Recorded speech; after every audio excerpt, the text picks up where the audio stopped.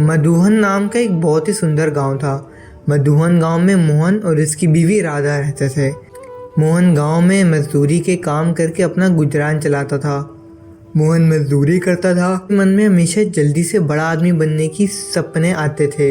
एक बार मोहन अपने दोस्त रघु को मिलने के लिए गया। अरे मोहन, आओ भाई, बड़े दिनों बाद दिखाई दिए। रघु, तुमने अपना घर बहुत ही बढ़िया बनाया है। क्या बात है भाई, अच्छा काम चल रहा है। हमें भी बताओ, हमें भी कुछ आगे बढ़ें। मोहन, मैं फल का धंधा चालू किया है। मैं सीधा खेतों से फल लेकर आता हूँ, फिर इसे अच्छे से अलग अलग करके मार्केट में व्यापारी को बेचता हूँ। इससे मुझे अच्छा मुनाफा मिल रहा है। ये तो बहुत ही बढ़िया है। लेकिन मोहन, इसमें पैसे हमें पहले लगाने पड़ते हैं, तब जाके हमें अच्छा मुनाफा मिलता है।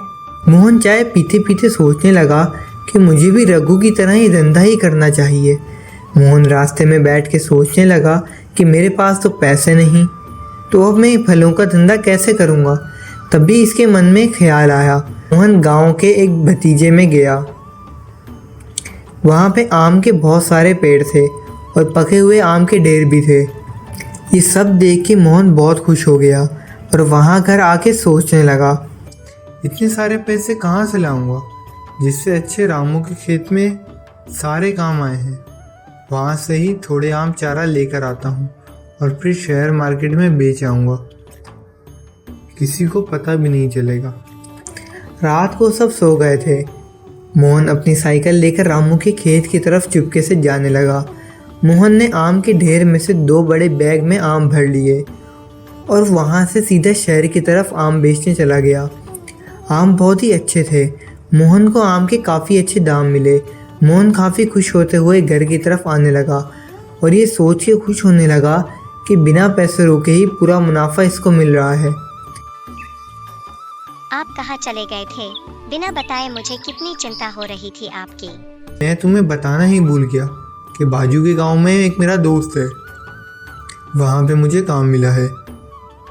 वो डाउन में माल भरने का और काम रात को ही होता है, इसलिए मुझे रात को जाना पड़ेगा और सुबह होते ही मैं लौट आऊँगा और इस काम के मुझे अच्छे दाम मिल रहे हैं। फिर तो हर रात मोहन रामू के खेत से आम चुरा लेता और शहर में जाके बेचा करता था। इस तरह राम परेशान होने लगा था कि इसके खेत से कोई आम चुरा कर ले जाता है। इसने रात को ध्यान भी रखा, लेकिन चोर पकड़ने में नहीं आ रहा था। देखो बेटा, इस तरह से परेशान होने से कोई फायदा नहीं। तुम चिंता मत करो, मैं कुछ उपाय निकालता हूँ इस चोर को पकड़ने का। फिर रामू के पिता ने गांव वाले से बात की।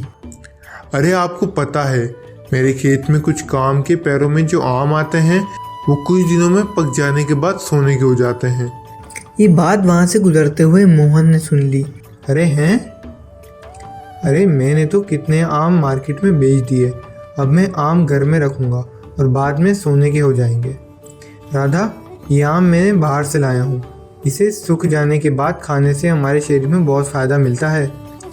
दूसरी तरफ मामू के पिताजी गांव में देखने के लिए निकले कि किसी ने इनकी बात सुनकर आम सुखाने रखे हुए तो चोरी का पता चल जाएगा। इतनी देर में रामू के पिताजी ने मोहन के घर पे आम सूखते देखे। अरे राधा बेटी, ये आम तो बहुत बढ़िया है। कहाँ से लिए तुमने? जी चाचा जी, पता नहीं मोहन कल लाए थे और उन्होंने कहा है कि ये आम सूख जाने के बाद में खाने से हमें शरीर में अच्छी तंदुरुस्ती मिलती है। इतनी देर में मोहन भी घर आ गया तो रामू के पिताजी को देखकर घबरा गया। देखो मोहन, मुझे पता चल गया है कि तुमने ही मेरे खेत से आम चुराए हैं। मैंने चोर को पकड़ने के लिए ही ये बात गांव में फैलाई थी। सूखने के बाद आम सोने के बन जाते हैं। मोहन, मैंने आपसे पूछा तो आपने कहा कि मैं बाजू के गांव में गोडाउन में काम करने जाता हूं। आप चोरी क्यों करने लगे? आप मेहनत करके कमा के मुझे सूखी रोटी भी खिलाएंगे तो भी मैं खुश रहूंगी। मुझे माफ़ कर दो राधा, और चाचा जी आप भी मुझे माफ़ कर दो। मुझसे बहुत बड़ी गलती हो गई। मेरे पास काम कम था और जल्दी कमाने के लालच में चोरी करने लग गया। लेकिन अब मुझे अपनी गलती का एहसास हो गया है। मैं अब से कभी चोरी नहीं करूँगा और आपके जो भी आम मैंने चुराए हैं इसके पैसे मैं थोड़े थोड़े करके दे दूँगा। तो सुनो, मुझे पैसे नहीं चाहिए और तुम कल से मेरे खेत पे काम करने आ जाओ। मैं तुम्हें बढ़िया तनख्वाह दूंगा और फिर सारे आम भी दूंगा खाने के लिए। मोहन ने अपनी गलती सुधारी और रामू के खेत पे कापने जाने लगा और चाचा जी ने भी इसे अच्छी तनख्वाह दी, जिससे मोहन भी खुश हुआ।